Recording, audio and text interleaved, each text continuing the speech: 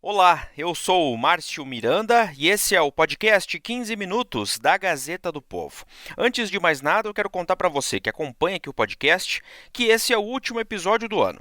A gente dá uma pausa e volta já no início de janeiro. Obrigado, muito obrigado mesmo a você que acompanha o podcast na Gazeta do Povo, nos aplicativos e também nas rádios, na Mundo Livre e na Capital. Agradeço de coração e espero que a gente tenha conseguido, com o 15 Minutos, levar informação de qualidade, especialmente em um ano tão desafiador como esse, em que ter informação checada, apurada, correta, foi tão importante.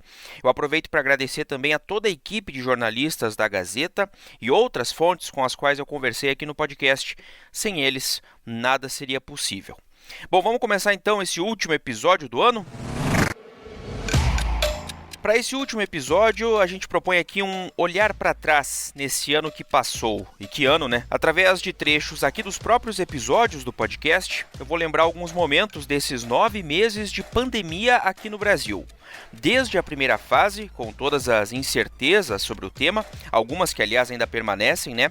Passando pelas posturas negacionistas, que partiram inclusive de autoridades, as trocas constantes no Ministério da Saúde e os avanços que levaram ao desenvolvimento de vacinas em tempo recorde.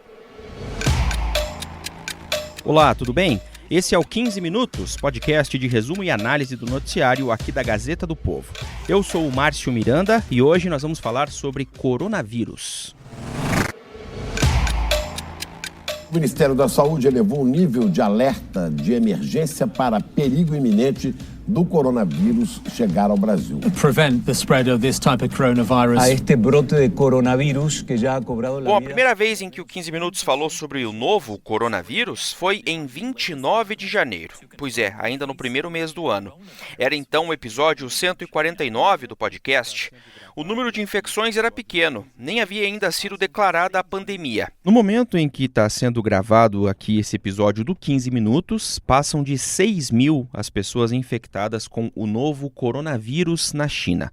Também até agora são 132 as mortes. Na minha conversa com duas colegas, a gente falava sobre o pouco que se sabia da doença misteriosa. Para começar, minha primeira convidada aqui é Isabela Maier de Moura, como eu disse, editora de Mundo da Gazeta, para a gente falar sobre o que se sabe até agora, Isabela, sobre a origem exatamente dessa epidemia do novo coronavírus. Oi, Márcio. É o que os cientistas estão batendo cabeça para descobrir. Mas a principal indicação é de que esse vírus tenha sido transmitido para um humano pela primeira vez através do contato com um animal selvagem. Também as primeiras fake news que já surgiam sobre o tema. Eu chamei aqui no 15 Minutos a Raquel Derevec, ela que é repórter aqui da Gazeta do Povo, para ajudar a gente neste assunto. Em uma dessas notícias falsas que estão circulando muito aí no WhatsApp nos últimos dias, por exemplo, o autor da mensagem, ele colocou ali que o diretor do Hospital das Clínicas de São Paulo, ele estaria preocupado com o novo vírus e que ele estaria aconselhando as pessoas a ingerirem fígado de boi, sucos de acerola, de laranja, bastante chá de erva doce, tudo para evitar a nova doença. Só que a instituição ela desmente essa informação, porque não tem comprovação científica nenhuma a respeito de um remédio ou de algum alimento específico que previna ou trate o coronavírus. O podcast voltaria a falar de coronavírus em 26 de fevereiro, era o episódio 168. A preocupação com o coronavírus cresce no mundo todo. Aqui no Brasil, o primeiro caso foi confirmado, um homem de 61 anos que esteve a trabalho na Itália e agora está em São Paulo, foi diagnosticado com a doença. O paciente que ficou na Itália do dia 9 até o dia 21 de fevereiro chegou assintomático, sem nenhum tipo de sintoma febril ou de tosse ou de gripe. Ele permaneceu sexta, sábado, no domingo fez uma reunião familiar de retorno da viagem e na segunda-feira procurou uma unidade de saúde e, em função do nexo com a Itália, coletou o material. Com isso, quando ele confirma positivo, ali daquele momento a gente faz a contraprova por segurança e controle. Mas dali daquele momento nós já disparamos as medidas, assumindo o caso já como um caso na prática de atenção à saúde. A convidada, jornalista Fernanda Massarotto, brasileira que mora em Milão. Ela contava sobre a vida no norte da Itália, região que foi um dos primeiros focos da doença. O tom era o de evitar o pânico. Todo mundo com suspeita ou com uma gripezinha, a gente fala, vai para o hospital fazer exame. Então, começou a todo mundo fazer o exame, que eles chamam tampone, né? E aí a divulgação começou, né? O governo passou a divulgar, e eu acho que o problema, na verdade, dessa histeria institucionalizada foi que no domingo o governo decretou um toque de recolher. Aí, na verdade, a histeria se alastrou pelo país e acho que principalmente aqui pela essa região, pelas cidades vizinhas aqui de Milão. Claro que depois bastante coisa mudou. Tanto que a própria Fernanda voltou a ser convidada do podcast. Em 17 de março, no episódio 182, ela falava sobre aquilo que começamos a viver naqueles dias também aqui no Brasil. A situação piorou muito por aí. Eu lembro que quando a gente conversou a primeira vez, até a gente falava em certa histeria na busca por estoque em casa de álcool gel e também filas nos supermercados. Como é que está agora viver aí na Itália, mais especificamente nessa região norte, onde você mora e que desde o início foi o primeiro foco de maior preocupação com o coronavírus, hein, Fernanda? Oi, Márcio, tudo bem? Olha, eu acho que a minha análise da situação há 20 dias foi uma análise de primeiro impacto, achando que, na verdade, havia uma histeria geral. Eu posso dizer que hoje eu estou trancada em casa relativamente, saio se preciso ir ao supermercado. Ainda nesse âmbito do coronavírus pelo mundo, a gente ouvia no podcast em 24 de março o jornalista Rafael Sibila, que mora em Buenos Aires. Ele falava sobre a radical quarentena do país vizinho. O objetivo da quarentena é evitar que tenha uma grande circulação de pessoas nas ruas. E nesses primeiros dias o governo tem conseguido atingir esse objetivo. Buenos Aires está bastante vazia, assim, as ruas. É claro também que já a partir de março, em vários programas, a gente falava sobre os cuidados para evitar a contaminação. A higiene das mãos, o distanciamento social, as máscaras que em um primeiro momento não eram recomendadas. Como a gente até falou em 12 de março, no episódio 179. Houve uma corrida pelas máscaras de proteção. Primeira pergunta que se faz, e muita gente está buscando, inclusive, esse tipo de informação, né? É hora aqui no Brasil de sair de máscara na rua já ou não? Oi, Márcio, obrigada por chamar para a gente tirar essas dúvidas. Então, ainda não. Depois, no entanto, elas passaram a ser incentivadas. E a gente falava disso em 3 de abril.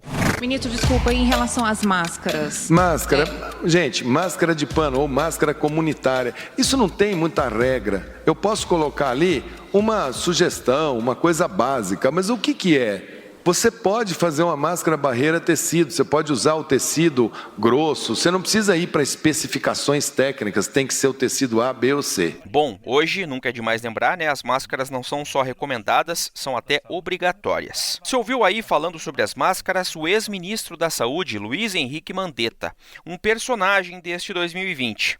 Quando ficou clara a diferença de posicionamento dele e do chefe, no caso o presidente Jair Bolsonaro, a situação parecia mesmo que ficaria insustentável. De um lado, um Mandetta pregando isolamento social, fechamento da economia para frear o ritmo das contaminações e achatar as curvas. De outro, um Bolsonaro preocupado, quase que exclusivamente com os efeitos econômicos da pandemia e minimizando a gravidade da doença. Ainda em março, no dia 18, episódio 183, antes mesmo da crise entre os dois se instalar, a gente falava sobre as diferentes formas de Bolsonaro e Mandetta em lidar com o coronavírus. O ministro vem tentando convencer as pessoas a cooperarem e já o presidente diz que se ele pegar o coronavírus, o problema é dele e isso não dá um bom exemplo, digamos assim, né? Em 7 de abril, o episódio 197, a escalada da crise e a quase demissão do ministro. Algumas pessoas no meu governo algo subiu a cabeça deles, estão se achando, eram pessoas normais, né? Mas de repente viraram estrelas. E falo pelos cotovelos, tem provocações. Mas a hora dele não chegou ainda não, vai chegar a hora dele. Amém. E a minha caneta funciona. Amém. Não tenho medo de usar a caneta, nem pavor. E ela vai ser usada para o bem do Brasil. Uma clara ameaça ao ministro, né? Pois é, e o Mandetta, então, foi quase, mas quase mesmo demitido na segunda-feira. O que parecia inevitável veio a acontecer no dia 16 de abril. Mandetta demitido, como a gente falava no episódio 203. Nada tem significado que não seja uma defesa intransigente da vida, uma defesa intransigente do SUS e uma defesa intransigente da ciência. A ciência é a luz. Aquilo que já era bem esperado nos últimos tempos aconteceu. Luiz Henrique Mandetta foi demitido pelo presidente Jair Bolsonaro. No meio da pandemia do coronavírus, Bolsonaro troca o comando do Ministério da Saúde. No dia seguinte, assumia Nelson Teich, o segundo ministro da Saúde durante a pandemia. E nós, no episódio 204, especulamos. O que pensava o novo ministro da Saúde? Agora entra em cena o prezado Nelson, Dr. Nelson, um oncologista, 62 anos, casado, 6 filhos. Quem é o novo ministro da Saúde, Nelson Teich? Ele que chegou falando em alinhamento total ao presidente Jair Bolsonaro. Deixar claro que existe um alinhamento completo aqui entre mim, o presidente e todo o grupo do Ministério, e que realmente o que a gente está fazendo aqui hoje é trabalhar para que a sociedade retome de forma cada vez mais rápida uma vida normal. A passagem, você sabe, foi relâmpago. E em 15 de maio, ou seja, menos de um mês depois, o episódio 222 repercutiu o pedido de demissão de Nelson Teich. A vida é feita de escolhas e eu hoje escolhi sair. Digo a vocês que dei o melhor de mim nesses dias que eu tive aqui, nesse período. No lugar dele, assumiu interinamente, e assim ficou interino durante um longo tempo, o general Eduardo Pazuello. Ele foi confirmado efetivamente como titular da pasta no dia 14 de setembro. Ao longo do ano, claro, em vários episódios, a gente falou sobre os avanços da ciência em relação a medicamentos e principalmente vacinas. Em várias conversas com a Amanda Miléo, repórter especialista em saúde da Gazeta do Povo, nós falamos sobre o que era descoberto. A primeira delas, ainda em 20 de março, no episódio 185, quando ainda era difícil para este apresentador aqui falar o nome de um remédio que durante todo o ano ficaria famoso. Bom, Amanda, eu queria começar com a notícia mais recente, né? O que há exatamente sobre a hidroxicloroquina? Hidroxicloroquina, é difícil até de falar esse nome, né? O que é esse medicamento e de onde surge a informação? Pois é, apesar de toda a campanha do presidente Jair Bolsonaro, não há evidências científicas de que este medicamento ou qualquer outro tenha comprovadamente eficácia no combate à Covid-19. Aqui uma curiosidade, o episódio 199 do 15 Minutos, intitulado Cloroquina e outros remédios em teste contra a Covid-19, foi o segundo mais ouvido do ano. Passei a divulgar nos últimos 40 dias a possibilidade de tratamento da doença desde sua fase inicial. Há pouco conversei com o Dr. Roberto Calil. Cumprimentei-o pela honestidade e compromisso com o juramento de Hipócrates, ao assumir que não só usou a hidroxicloroquina, bem como a ministrou para dezenas de pacientes. A cloroquina é o tema do momento, dá para dizer assim, né, em relação ao combate ao novo coronavírus. Desde muito cedo ficou claro que grande parte dos cientistas recomendava o isolamento, o distanciamento social, como a principal medida de combate à disseminação do vírus. E, ao mesmo tempo, o prolongamento dessas medidas sempre foi uma preocupação. Tanto que o episódio mais ouvido do ano, o recordista, o campeão de audiência do 15 Minutos, foi o 198, publicado em 8 de abril, com o título Isolamento Social. Até quando devemos ficar em casa? O sistema de saúde, não é a pessoa. Até quando vai durar o isolamento social no Brasil? Essa é a pergunta que com certeza você já se fez ou seus filhos já fizeram para você. O fato é que é difícil saber, mas nos últimos dias houve algumas novidades em relação a esse assunto, principalmente a partir de uma orientação que surgiu do Ministério da Saúde. Nós demos alguns parâmetros. Esses parâmetros eles vão sendo gradativamente incorporados. A sociedade precisa entender que a movimentação social é tudo que esse vírus, que é o nosso inimigo, quer. Pois é, a gente sabe que não tem muita resposta para isso, até porque o isolamento continua sendo recomendado, ainda mais em momentos de agravamento da pandemia, como a gente vive agora. O fato é que o isolamento, desde o início, foi contestado pelo presidente Jair Bolsonaro, e ele contou, inclusive, com o apoio de empresários pelo país nessa luta pelo que chamou de isolamento vertical, ou seja, só isolar idosos e grupos de risco. A gente falava disso no episódio 100 189. Vários empresários pensam como ele. É o caso, por exemplo, do Abílio Diniz, fundador do Grupo Pão de Açúcar. Também tem essa mesma linha de raciocínio o empresário e investidor brasileiro Wilson Ling, que é muito próximo aí do presidente Jair Bolsonaro, o Luciano Hang, dono da Havan, aquela loja de departamentos. Pessoal, o que nós estamos vendo neste país hoje, eu acho que é uma histeria que não deveria estar acontecendo. Bolsonaro, durante todos esses meses, se esforçou para minimizar a doença e clamar por uma volta à normalidade. O vírus chegou, está sendo enfrentado por nós e brevemente passará. Nossa vida tem que continuar. Mesmo em momentos em que as curvas de casos e mortes não paravam de subir. Em julho, no dia 7, Bolsonaro entraria para as estatísticas. Nós falamos sobre a contaminação do presidente no episódio 257. Eu, por exemplo, se eu tivesse feito o exame, não saberia, do resultado. E ele acabou de dar positivo. Deu positivo. Deu positivo. O resultado do exame foi divulgado pelo próprio Bolsonaro em uma entrevista transmitida ao vivo por canais oficiais do governo. Começou domingo com uma certa indisposição e se agravou durante o dia de segunda-feira, com mal-estar, cansaço, um pouco de dor muscular. O presidente cumpriu o isolamento, se recuperou, disse que se tratou tomando a hidroxicloroquina. Pouca coisa mudou no discurso dele sobre a pandemia.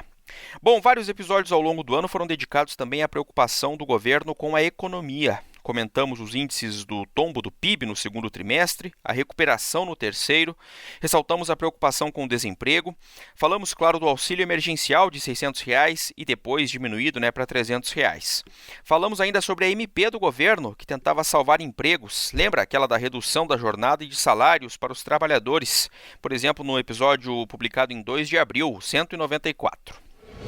Bom, Jasper, para a gente começar, é um primeiro pacote voltado à tentativa de salvar o emprego formal, né? Porque até agora o que havia eram as medidas voltadas para o trabalho informal. Vamos começar com o principal, né? O que mais chama a atenção nessa MP apresentada na quarta-feira pelo governo? Jasper. Bom, Márcio, chama a atenção primeiro um pouco essa certa demora do governo em tomar essa medida, em oficializar essa medida. Também o vai e vem, porque houve uma proposta anteriormente, apresentada na noite de domingo retrasado, apresentada e assinada, a medida provisória, depois o governo voltou atrás. Então, tudo isso foi gerando muita incerteza para trabalhadores formais e para os seus empregadores, Agora, de todo modo, a medida saiu, isso é muito importante e é importante agora. Que ano foi esse? É claro que muita coisa aconteceu em relação a outros assuntos, eles também passaram aqui pelo podcast, mas, claro, foi um ano dominado pela pandemia. Curiosidades aqui, a gente teve 33 episódios com a palavra coronavírus no título, outros 21 com a palavra Covid. Foram 12 com a palavra pandemia, 17 com vacina, 11 com isolamento, enfim, o assunto dominou o ano. A gente já tem, enfim, pelo menos uma vacina contra a Covid, Amanda? Pois então, essa notícia é realmente significativa, porque eles são os primeiros resultados completos dessa fase 3, que é a etapa dos testes clínicos em seres humanos, que reúne uma quantidade enorme de pessoas, são milhares de pessoas de diferentes países, pessoas inclusive com características diferentes. Então a gente pode dizer que vamos ter uma vacina sim, com uma certeza até maior do que a gente poderia dizer antes. Foram ao todo 243 episódios do podcast 15 Minutos e eu quero finalizar esse episódio último de 2020 agradecendo mais uma vez a cada um que acompanhou aqui o podcast. Um Feliz Natal e que venha pela frente um 2021 que seja melhor do que esse 2020. 15 Minutos conta com a participação da Maria Scrocaro e da Jennifer Ribeiro na produção, a montagem do Leonardo Bestloff e a direção de conteúdo do Rodrigo Fernandes. Eu sou o Márcio Miranda e agradeço muito a sua companhia. Até mais!